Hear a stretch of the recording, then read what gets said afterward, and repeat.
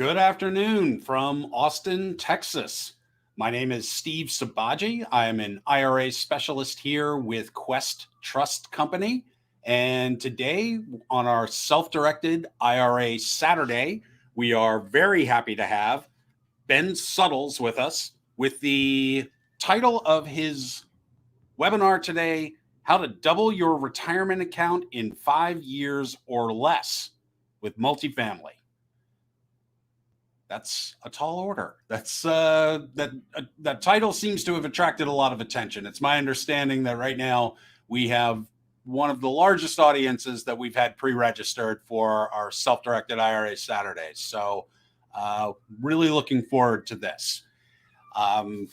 We'll start with Ben in just a few minutes. But before we do that, just a little bit about Quest Trust Company and who we are. So Quest Trust Company is one of the largest self-directed IRA companies in the country, and we are the largest in the state of Texas. We have over 20,000 investors in our nationwide clientele. Currently, we have in excess of $2 billion under administration, over 100 employees. I think we're actually close to about 130 employees now, many of whom carry the designation of Certified IRA Specialist, which is a specialty designation that is given by the American Banking Association. And currently, we have our clients sitting on about $350 million in cash, which means we have clients that are looking for deals. We have people who want to do things, they want to lend, they want to invest. So if you are in that business, please take advantage of our networking opportunities. We encourage that in both directions. Our current clients use the networking to find deals, but people who have deals use our networking opportunities to find investors as well. Now, as I go into this presentation, let me just make one thing clear, just for the sake of compliance. All of the information here today is meant for the purposes of education and education alone. Before you engage in any kind of investment for yourself, make sure that you do your due diligence and always consult with your tax, legal, or investment advisor. Now, just a little bit of a background on a self-directed IRA and what it is and perhaps why it might be the right thing for you. First of all, a self-directed IRA is really no different than any IRA that you would find anywhere else. The term self-directed is merely that of marketing, and it simply means that you have the ability to choose the asset that you want to invest in. It is a private asset, sometimes known as an alternative investment. So one of the virtues of the self-directed IRA is that it truly does give you greater diversification.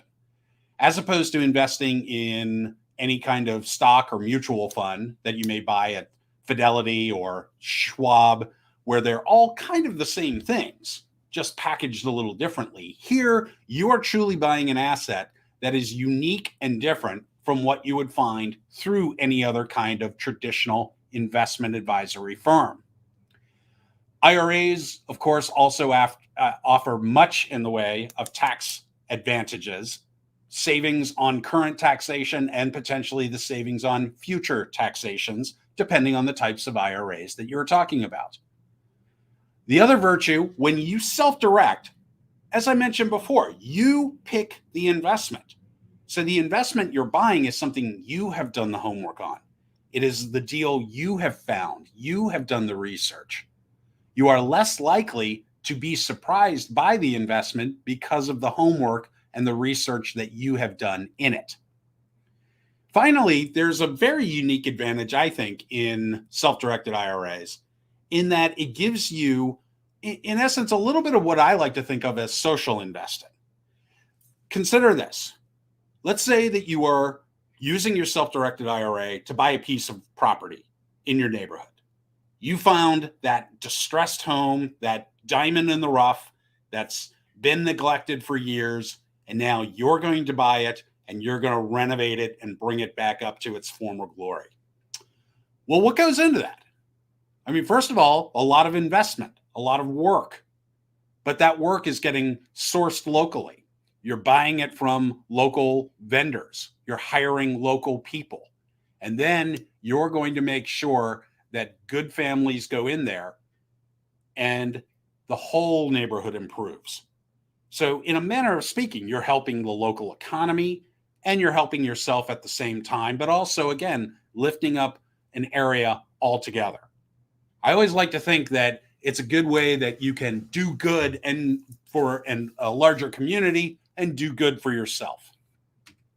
Now, the types of accounts that you can self-direct, I get asked this question all the time on your application. I don't see self-directed IRA as a choice. Well, as I mentioned, there's no difference between a self-directed IRA and an IRA you find anywhere else. So we have the standard choices, that being the personal types, a traditional IRA, which also is utilized for the purposes of rollover from 401ks or 403bs.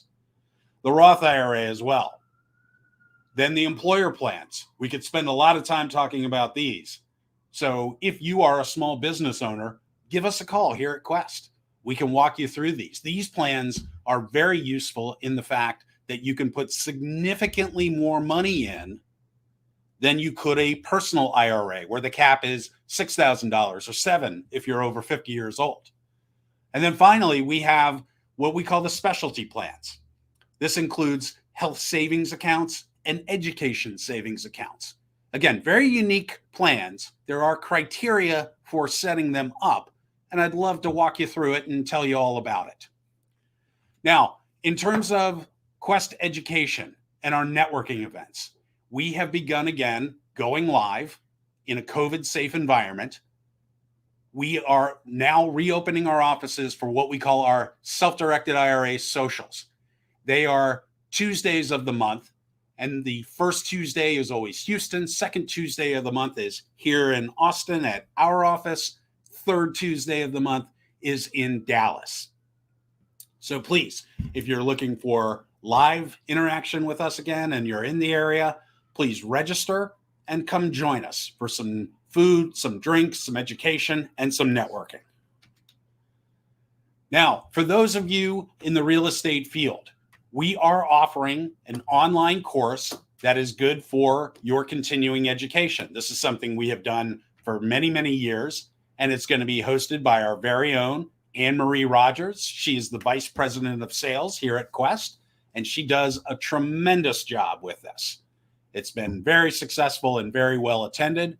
And if you're interested, please scan that QR code or go to our website under our events page, and you'll be able to find out more and get yourself registered for it. Next, we are now offering a unique CPA continuing ed class. So again, this is meant to be kind of a hybrid event. It's going to be primarily done virtually.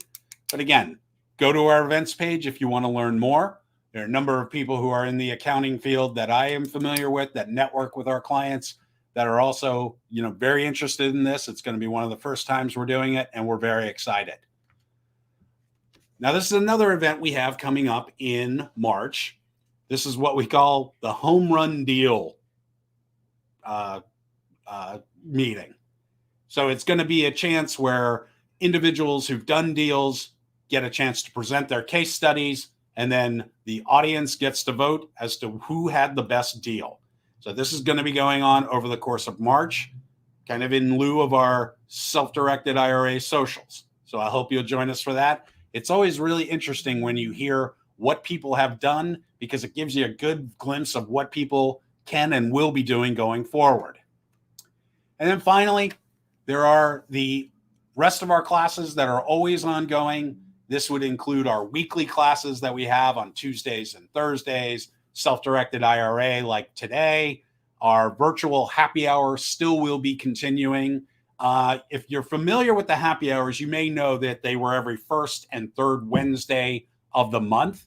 It is now going to be the fourth Wednesday of the month. Now that we are resuming live programs, we're going to take one of those virtual happy hours out of the equation, but we will continue to do that. And as I mentioned before, that's a great opportunity to network with our nationwide clientele. And of course, any program that you see through Quest, you can always find archived on our YouTube channel or our Facebook page. So if you ever miss something or you just want to go back and see what's come before you, please go check it out. Now, we're also very excited. Our Quest Expo will be coming up this September. We are already beginning the process of taking orders for it, but it's going to offer a lot in the way of deeper education. It's going to feature speakers from around the country who will offer incredibly unique insight, but it'll show you what's happening, trends going forward, business leads. And again, you'll have a chance to interact with some of the key people in the field that can be of variety of service to you going forward. Now, if you'd like to get in touch with us, first of all, I'd invite you to scan the QR code that you see on your screen now. That QR code goes directly to my calendar. So if you would like to set up a time and have a consultation, I hope you will do so. But please scan the QR code, access my calendar, just plug in 30 minutes, and we can walk through the entire thing in that amount of time. Now, of course, you can always go on questtrust.com. We have a live chat feature. In fact, if you're on there, you might actually chat with me. I'm on there from time to time covering it, as are all of our IRA specialists and people on the sales team. Of course, you can always just give us a call. If you want to call our number, it's 281-492-3434. And if you want to speak to me, I'll just throw that in there. My extension is 3554. Just ask for Steve. I'm the only Steve that works here at Quest Trust Company. First time in my entire career. And of course, you can just shoot us an email. All right. So with that concludes the comments that I have for today. I'm going to now ask that we turn it over to our friend Ben. Ben, you've had quite a varied career, haven't you? I have, yeah. I mean, well, I've done various things, but it's all kind of been sales and business development related. But you started in IT, am I correct? I did, yeah. So, I guess IT to RE. Yeah, I guess that's difference. There's a major difference there, right? But I think there's a lot of similarities between the two in terms of what I do.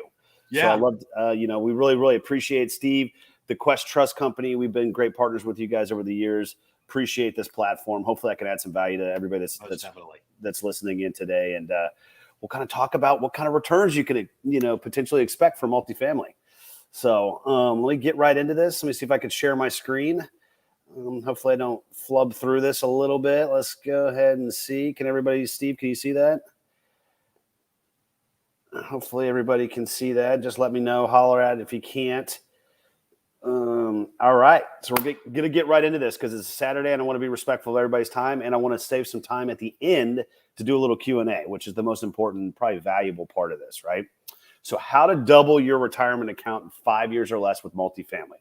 It's a bold statement, like Steve said. We're going to talk about some of the times that we've done it already. So a little bit about me. As Steve had mentioned, right, I'm a seasoned entrepreneur. I started off in IT. I did IT and sales and business development for about 15 years. It afforded me the opportunity to get into real estate. And like a lot of you, I started off in single family, did that for several years. And then I found my way into multifamily, and I've been doing that since 2015. Currently have several companies with annual revenues of over $40 million. And we currently manage over 3,000 units, which is about roughly $250 million in assets here, both in Texas. We're located in Houston, as well as in Georgia. We love Atlanta, and we also love Florida as well. So that's a little bit about me. So what do? We help investors achieve strong passive income by leveraging multifamily syndications, right? Again, we're a private equity firm that has bought over $250 million in assets. And on some of the ones that we've sold, the returns have averaged between 20 and 100% average annualized. So that means that's per year, folks, right? And to date, we own and operate over 3,000 units, again, in Texas and in Georgia. So some of the track record, right? So, I could say this all day long, but the track record speaks for itself, right? And these investor net annual returns, that is per year, right? So you can see where potentially you could. Now, obviously, past performance is not indicative of future performance. I got to put that disclaimer out there. But, this is kind of some of the track record that we've done. And in some cases, some of them have been pretty healthy. So, wanted to at least share that just so you could kind of see who you're getting advice from, right?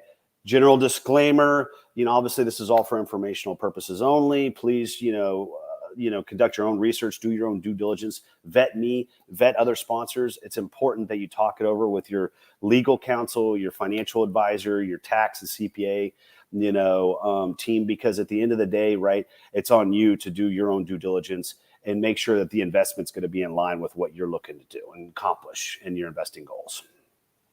So what's the agenda today? Why multifamily? The process of being a passive investor, and I'll kind of get into the differences between passive and active. Vetting sponsors. I'm a sponsor, right? Or some people call us syndicators. Some people call us managers of the deal. There's a lot of different terminology, and I'll kind of go through that as well. And also how to vet some deals. Common returns that you can expect in multifamily. They're not always going to be 50% every year. But, I'll give you some rules of thumb just so you can kind of determine, is this in line with what you're looking for? And then ultimately how to get started. And then again, the most important thing, do a little Q&A at the end here. So why invest in multifamily? Well, as everybody gets into real estate, right, it's all about cash flow, right? And we do monthly distributions, typically starting in month 3 to 6. There's a fair amount of rehab. So think of it, what we do is we come in and we find opportunities where we can buy a property at a good basis. There is operational or aesthetic improvements that we can make to the property. We're going to put a fair amount of money into the property as well, therefore boosting the rent, therefore boosting the value, right? So once you boost up that value, obviously the thing starts spitting off cash flow, just like any other real estate investment, right? And we provide monthly distributions. There's also the opportunity for 1031 exchanges in multifamily. Not as big of a deal when you're doing self-directed IRAs, but wanted to put that out there because that's a big part of, some of the things that we do. There's a forced appreciation, which I'll get into, as well as market appreciation component. And market appreciation, for people that know single family, obviously that's comps and driven by what the subdivision is selling for.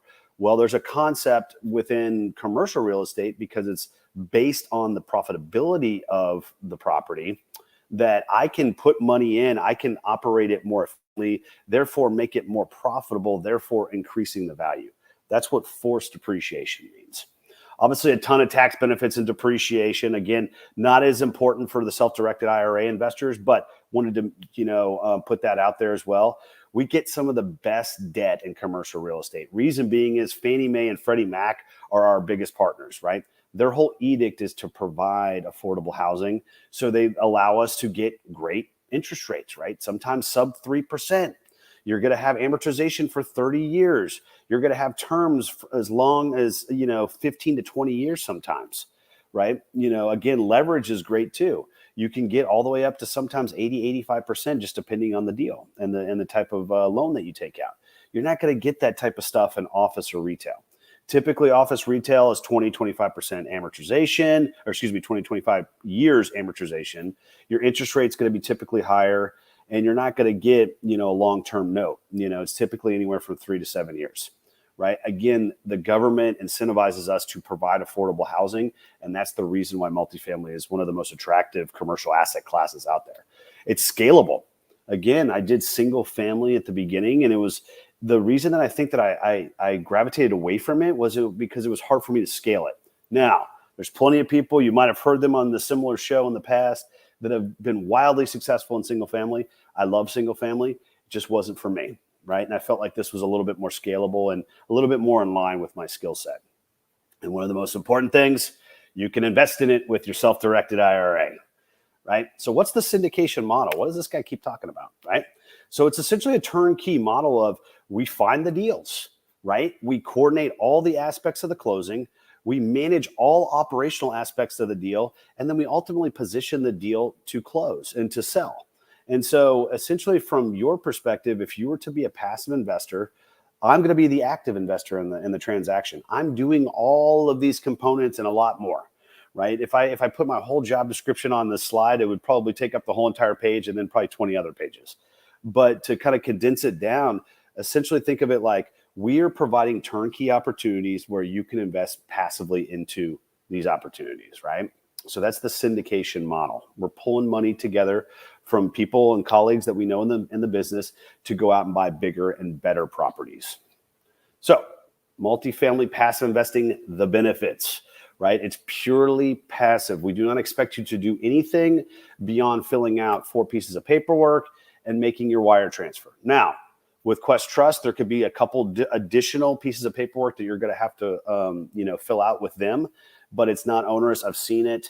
At the end of the day, it's well worth it for the additional benefits and tax benefits that you get just investing through your self-directed IRA. The beauty of investing as part of a partnership, what we're doing is I'm selling shares of an LLC. That LLC is then investing into a multifamily property, right? So because you're a K1 partner in an LLC, you enjoy pass-through benefits of that, right?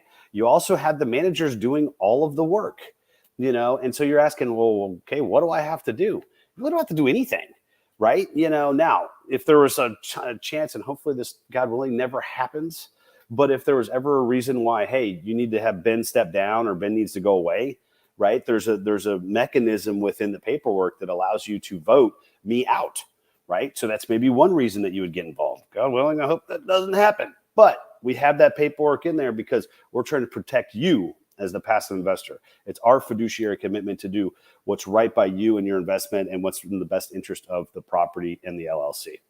And then ultimately, when do the managers need to vote on a sale or a refi? That's important, right? Maybe we found a great opportunity and we're in year 2. Everybody's gonna raise their hand and say, yeah, let's sell. The other thing too would be, and again, not as important with self-directed IRAs, would be if we were to do a 1031 exchange as well. So that's really the only time. And I've had people that have invested with us 5 years ago and I've never talked to them since, but they're still happy because they're getting their monthly distributions. And we also do monthly reporting. Full financial package is provided to our investors each month along with those distributions. So you have full transparency over your investment and what is happening with it. And ultimately, we encourage people to ask questions. If you like, hey, what is this? Or what about that? And, I wish I could say that every single one of them goes according to plan, but sometimes there are challenges. COVID, was a little bit of a black swan event for us. And we had a lot of questions that kind of came in. How do we going to position ourselves to be able to get through that part of our lives and careers that we were finding ourselves in, and kind of just this uncharted territory. And, so we'll typically get ahead of that. We'll have additional webinars explaining the plan, to how do we deal with these challenges, right? So the process of being a passive investor, you need to find and you need to vet other sponsors, not just me. Don't take it just from me. We'd love for you to invest in, with us, exclusively, but there's a lot of great people out there. I also invest passively. I have about 20 LP investments right now. And I always tell people, go out and interview other sponsors. Talk to them about how they deal with challenges. What is their background? What types of deals do they look at, right? It's so important because at the end of the day, this is my hierarchy of needs when I'm looking at LP investments, right? I'm backing the jockey, not the horse, right? So I always look at the person first, then I look at the sub-market, then I look at the deal. And people are going to be like, well, you don't look at the deal last? Yeah, because if these two things are humming, it doesn't matter what the deal is, they're going to make it good. So think of it in those perspectives, and you need to go out and you need to do some networking, do more events like this, go to other virtual events. There is, in certain parts of the country, live events are starting to happen too. So I encourage you that as a passive investor, it's not going to be all behind your keyboard. You can do a lot of it behind your keyboards because obviously the internet's very, very powerful and everybody's on it these days. But you still need to go out and you need to make those phone calls. You need to interview those and vet those sponsors. You need to analyze the deal. You got to complete the paperwork, right? Which is not really that big of a deal, like I told you, but it's something that you should review with your lawyer and make sure you're comfortable with. Make that wire transfer, right? Monitor the deal progress and receive those monthly distributions, right? Receive your yearly fair market value letter. As a Quest Trust investor, you need to have that. It's part of their kind of compliance department, and they can certainly answer more about that. But that's a letter that we provide to each of our IRA investors, and it has to happen on a yearly basis. And then again, you're a K1 partner of an LLC. So you're going to get your K1 is you're part of the tax return on the property, and that's going to be provided to you on a yearly basis.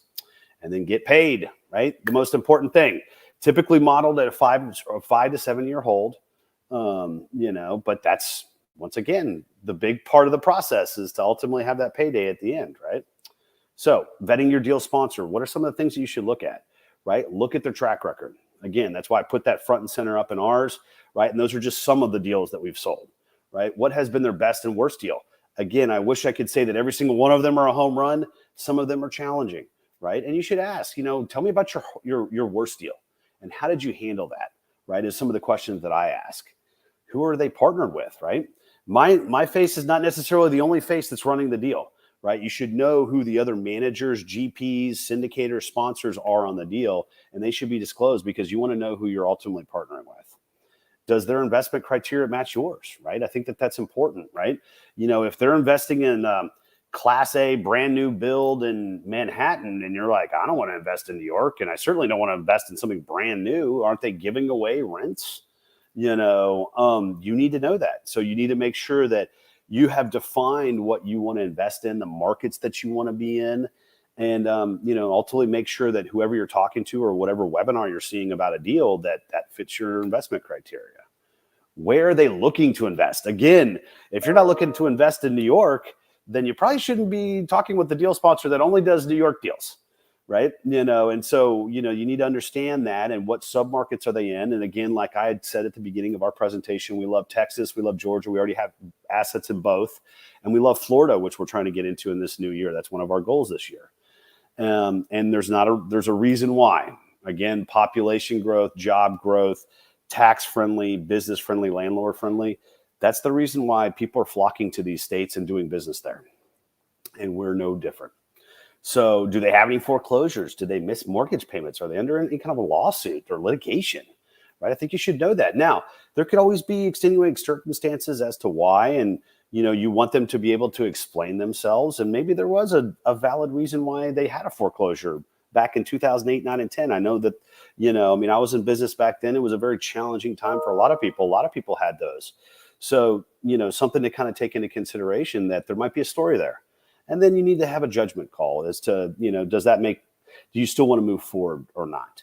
And seek feedback from other current investors and partners, right? You could have the slickest sales guy out there and he could say everything that you want to hear. But at the end of the day, you should still go do your due diligence, go talk to referrals, go talk to other people in the market, find out about them, and find out if they are a good shop and if that person is a good sponsor to invest in. Because at the end of the day, folks, proof's in the pudding. Again, I'm coming from a sales guy. You got to do your due diligence, right? So vetting the deal. Is your sponsor investing in the deal? Skin in the game is important. And a lot of people don't. I don't understand why, but we typically put 5 to 10% of the raise amount. So let me give you a perspective. If we're raising $10 million, we're typically putting in $500 to $1 million of that raise out of our own personal money, right? How is the deal structured, right? Are there preferred returns? Is there different splits? What do those look like? And you need to understand how all that works, right? What is the expected hold time? Typically, we're going to underwrite our deals to 5 to 7 years. I've never held anything past 4.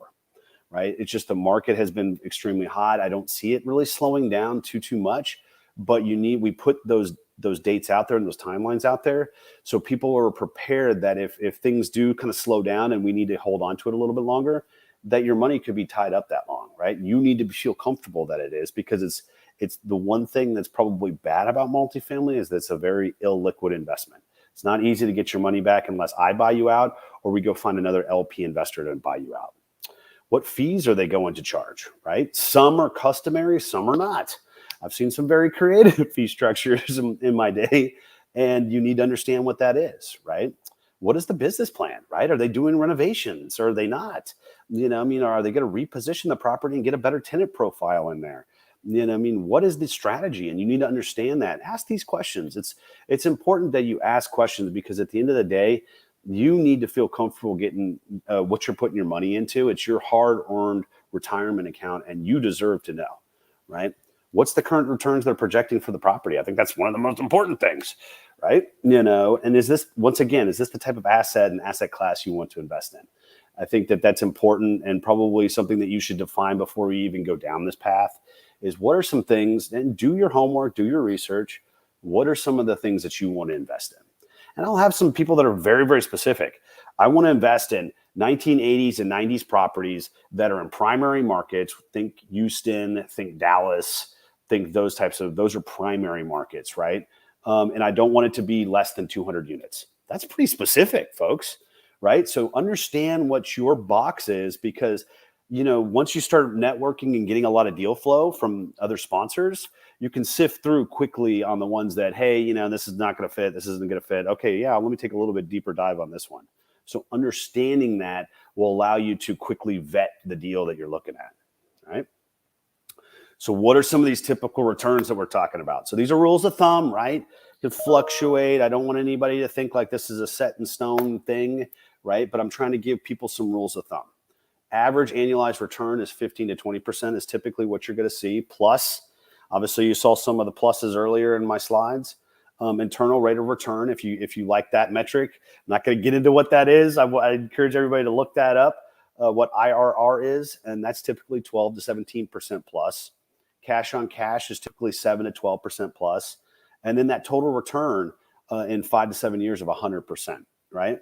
Now, the one other concept that I'd like to introduce here, it's not on everybody's offerings, but we do them, is what's called a preferred return, right? And that is, let's just keep it simple, right? If we're raising $1 million, I'm going to provide a 10% preferred return. The first $100,000 that we make goes back to our investors. We do not make one penny. Now, above that 10%, there'll be a split, right? So it's not necessarily a guarantee. There's no guarantees in life, and especially in investing. But, this is the first tranche of money goes back to our investors, right? And I wanted to also, mention that total return is synonymous with equity multiple. So if you see a 2x equity multiple, that means 100% return, right? So now, how do you get started, right? I think the first and foremost, and I had to do this when I got in this business too, is get yourself educated, right? Understand what you're investing in. An educated investor is a good investor. We love those investors. We want people to ask questions, right? And I think the other thing too is get your financial house in order. I think you're already doing this. You're part of Quest. You know what you're doing. You know what path you're taking. But some people that I do this presentation for might be a little bit, farther behind, and they need to get their house in order and understand, do I have enough money to invest in something like this, right? Do I have enough, diversification in my portfolio to make sense to do something like this, right? Define your investment criteria. Again, folks, I think it's important for you to, understand what you're getting yourself into and understand what you want to get into and be super specific. Put the box out there, put it out there in the universe and write it up there. These are the deals that I want to look at. Right. And your box can bend and morph a little bit, but that gives you some structure in your life, because I'm going to tell you, once you get into this world, you'll see all kinds of crazy deals. I've seen everything from 60s products that are going to be completely gutted and repositioned to brand new skyscrapers that people are syndicating. So you need to understand what is important for you and, what kind of risk tolerance you have, because I think that the one thing that I want to encourage people to look up is risk adjusted returns. Right? You're going to have somebody that's going to come to you with a Class C deal that was built in 1960s that they're going to completely gut and rehab and put $50,000 a door into. And this thing is going to be so great. There's a lot of execution risk there, right? So on paper, that return might look good, but in reality, there's a fair amount of risk. And that execution risk could far outweigh, the actual returns that you might see at the end of the day.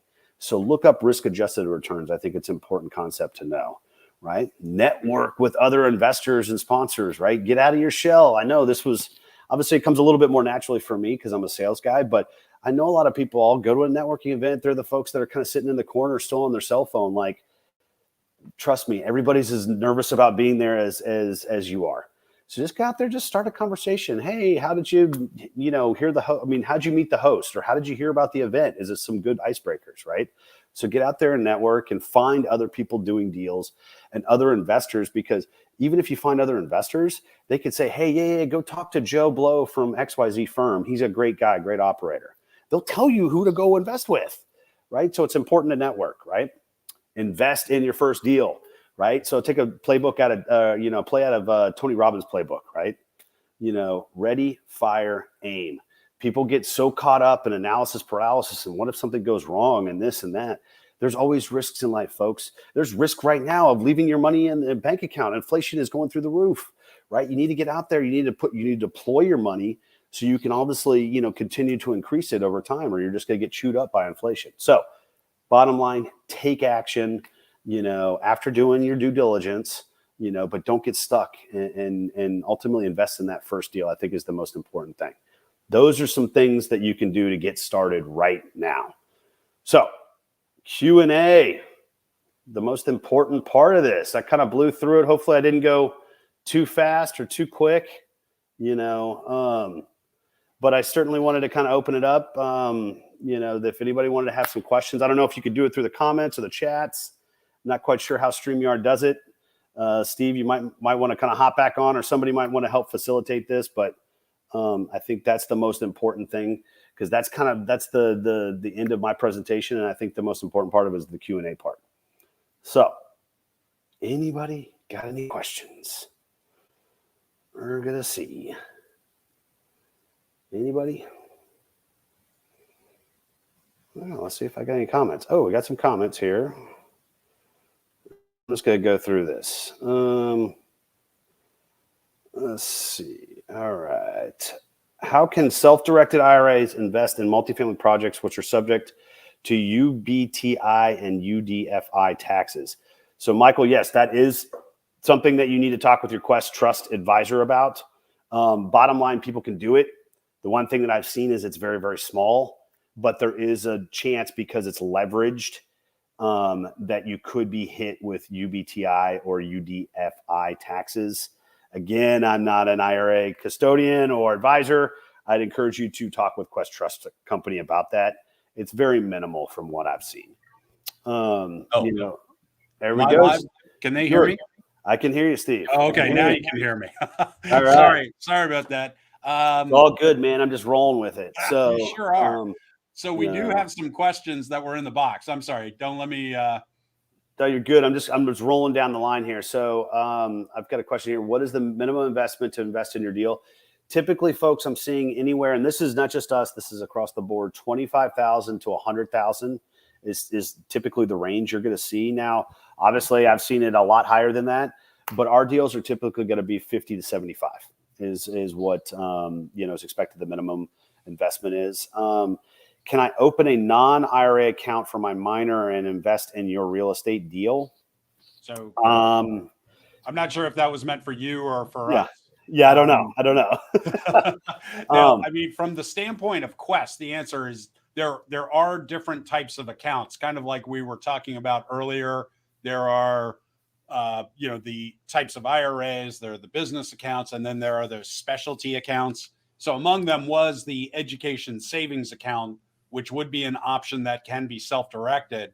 But I was touching on that question in the box because I'm not sure. This is something that maybe a lot of people don't know, but minors can have IRAs themselves, as long as they have some form of earned income, whether that be a paper route, whether that be, a summer job, then they are eligible. If they have a W-2 wage, or if they're on a Schedule C or 1099, if they work for you, if you run a business.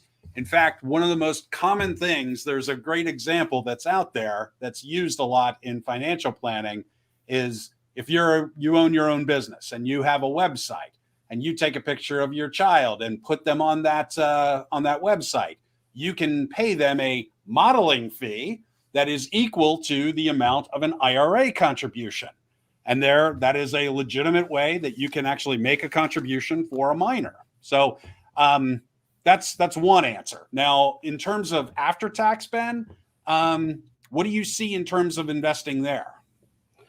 After tax? What do you mean, like as far as minors go? Well, minor, there are those gift to minor accounts, transfer to minor accounts, but do you see those, or do you just tend to see that you have a fair amount of self-directed investment, and then you have people just with after-tax monies? Yeah, it's just one of those. But we have seen people that have, family, LLCs that they invest in behalf of their children, which I love to see, right? And don't think it necessarily has to be a trust. It's just, at the end of the day, it's just an LLC, a vehicle that they're putting money into and investing. And then, when their children become 18 or 25 or whenever they want to, obviously, vest it over to them, they can. But that's kind of typically what we see, right? It's either after tax or it's self-directed. Got it. As far as that goes. I did see a question here from Deborah as well. Do you have to be a certified investor to invest? At the end of the day, there's two things that I look at, right?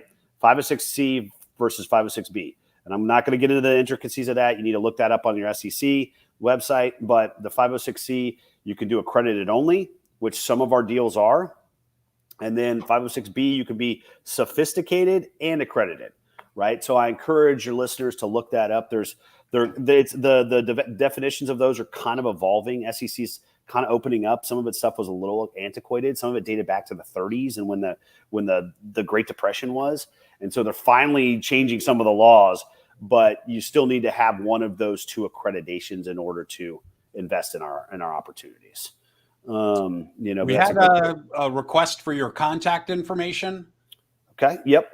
So you can check me out at www.disruptequity.com/invest, or you can email me directly at ben@disruptequity.com as well. I love to talk shop. Obviously, I love this stuff, and happy to answer any questions that people have. And ultimately, if you like the presentation, you can certainly email me.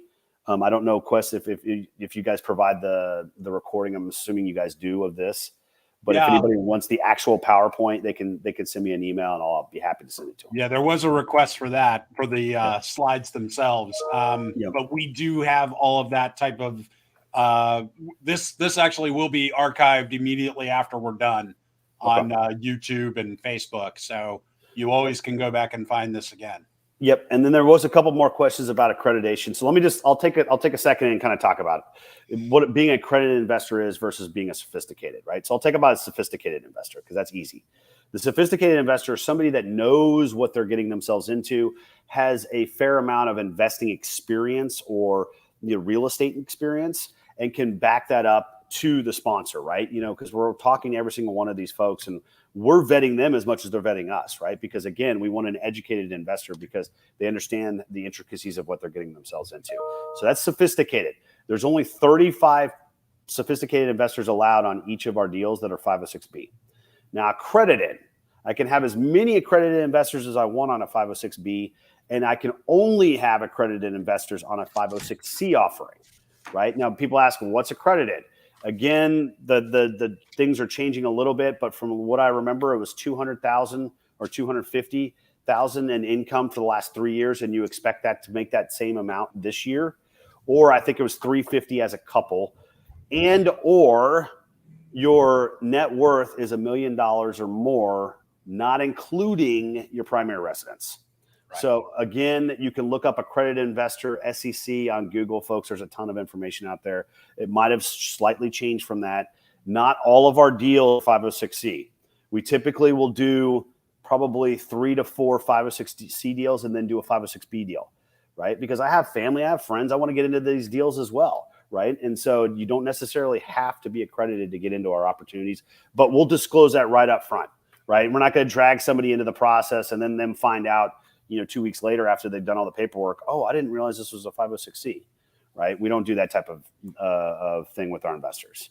Let's see here. I'm just kind of going through. Yeah, it looks like we still have some questions on the UBIT, which is maybe something that we could put to the side. If you have questions about the UBIT, reach out to me. I'd be happy to discuss that. I'm not a tax advisor, but I can talk through it and kind of explain it. But, the one thing, and Ben, maybe you can chime in on this too, with respect to the UBIT.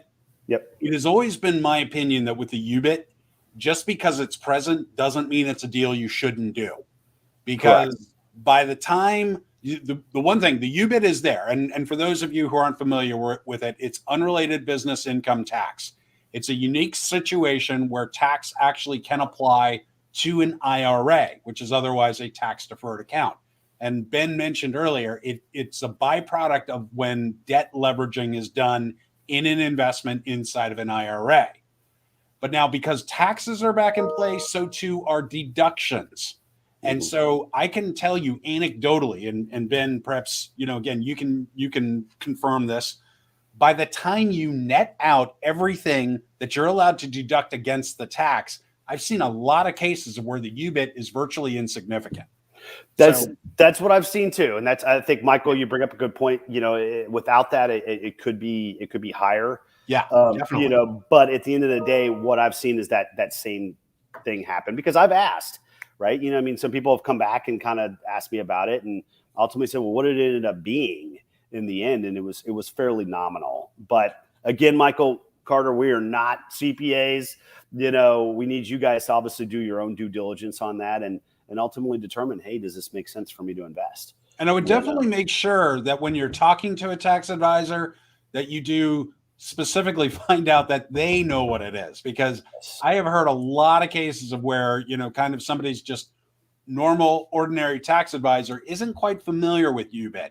And so, it's not, again, like a really crazy off the wall thing, but, it does have some uniqueness to it, not the least of which is that you personally do not pay the UBIT yourself. It does not bleed over into your taxes. It's paid by the IRA.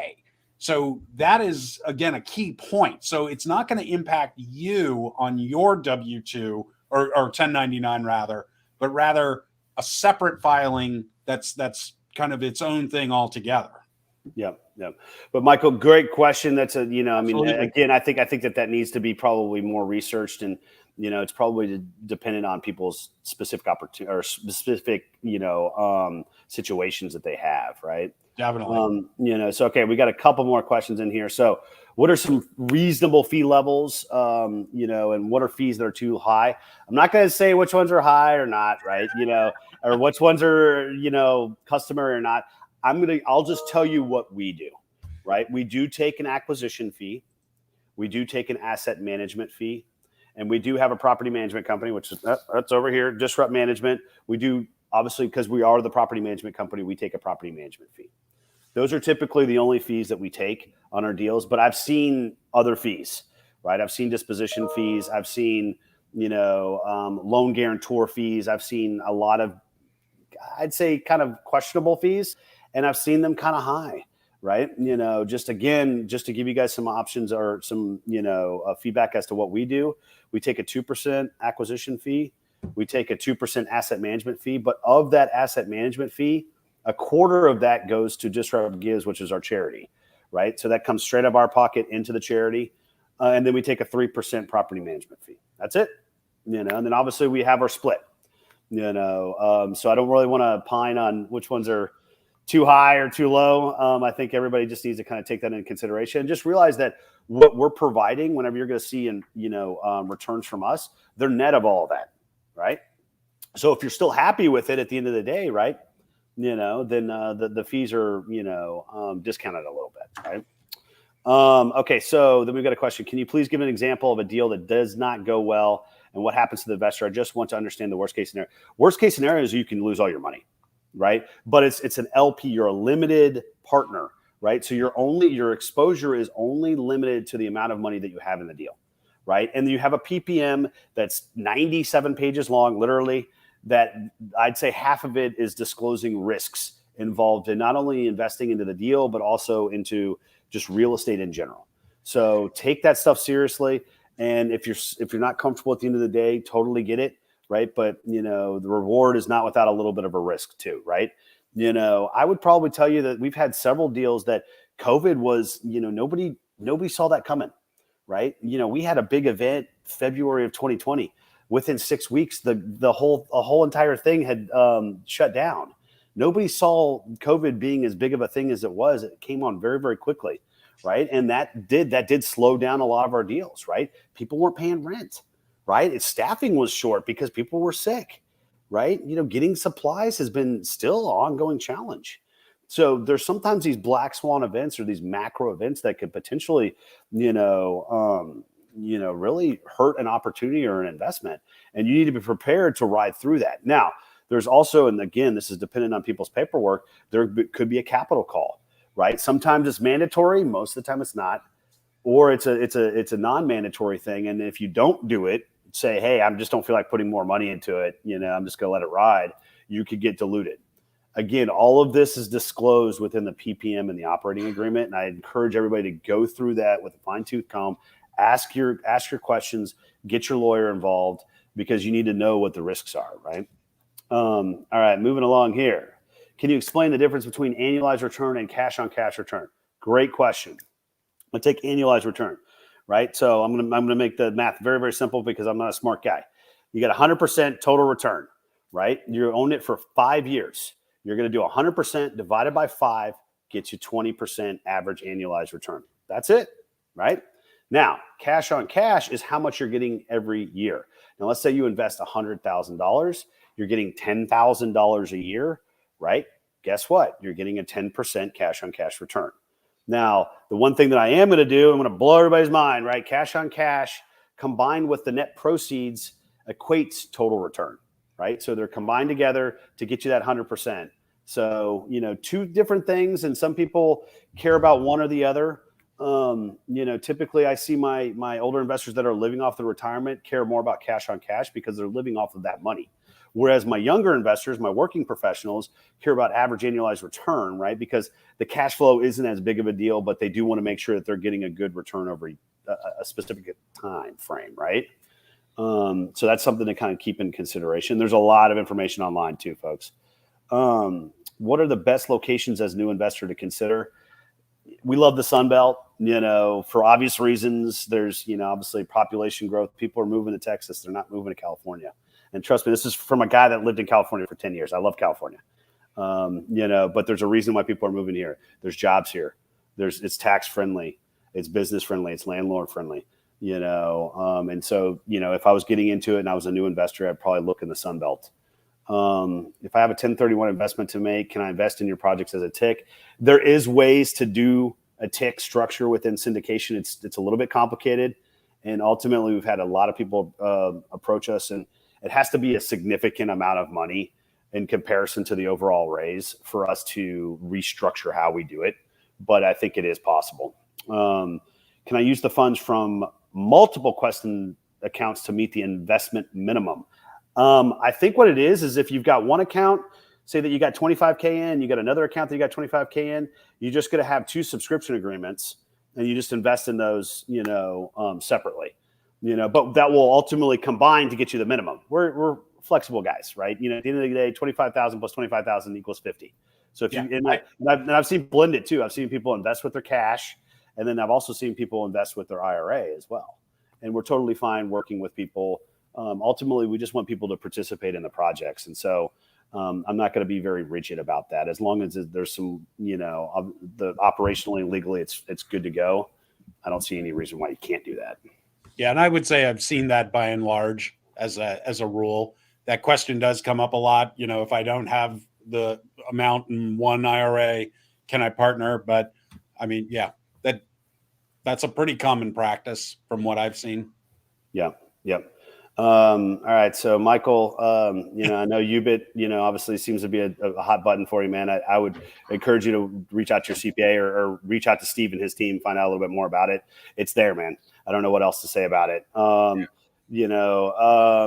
addressed the Roth question about that too. It's a little further down. What is the charity? It's called Disrupt Gives. We provide financial assistance and rental forgiveness to our tenants as well as other tenants and other properties. And as part of that, we provide, financial literacy classes. So it's something that we're very proud of. We launched that about 18 months ago. And, so ultimately we're funding a lot of that, and we do events and stuff to raise capital for it as well. But that's a charity that we're proud of. And that's a full-blown IRS approved charity. What was the acquisition fee again? We take 2% of the purchase price. Now, I've seen it as high as 5. I've seen it as low as 1. Sometimes we've done them without it. It's not a hard and fast rule. I'm just giving you kind of rules of thumb of what you could expect from us. What is the main difference between investing in single family residence and multifamily in terms of ROI? Ooh, that's a tough question. I've done both. I think that they're different flavors. Again, folks, if you're investing in single family, you're all in, you're doing the work, right? If you're investing in one of my projects as a passive investor, you're not doing anything. I just told you what you have to do. You have a few pieces of paperwork you have to do through Quest. You have a few piece of paperwork that you have to sign off from us, and then you make the wire transfer, and that's it. Right. So and I can't say which one is actually more profitable. I've seen multifamily deals blow single family projects out of the water, and vice versa. Again, it's just, what are you looking to do? Again, defining that box. What is your investment criteria? What you want to get out of this, right? Active versus passive. Yep. Have you had to make any capital calls? Absolutely not. We are very well financed, and we stroke those checks if there ever was the need. We do not expect to do any capital calls, but can't guarantee that. Obviously, past performance is indicative of future performance, right? But we have never done a capital call. All right. I think we had, you went ahead and answered those Roth and UBIT questions. But I think that might be it, unless you see any others that I might have missed. I do not. Okay. All right. Well, I enjoyed it, Steve. Really appreciate it. Hopefully everybody got some value out of today. I hope so too. I certainly think that this was time well spent. And I think you lived up to your title too. Thank you. I appreciate that. We'll see what the feedback is, but I think you made a case for it. So I appreciate it. So, one more just popped in. Do you have any investments that are open now? I do not. We actually just closed a deal here in Houston at the end of last month. We were actively looking for our next investment. Encourage you guys to reach out to us. Let's get that process started. Let's have that dialogue. Do the vetting of us in the meantime while there's kind of a little bit of a lull, because I do expect us to be under contract on something within the next 30 to 60 days. All right. Yeah.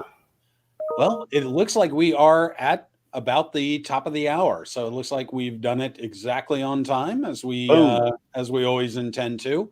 So Ben, thanks a lot for spending some time with us today. And thank you, everybody, for your participation and your great questions.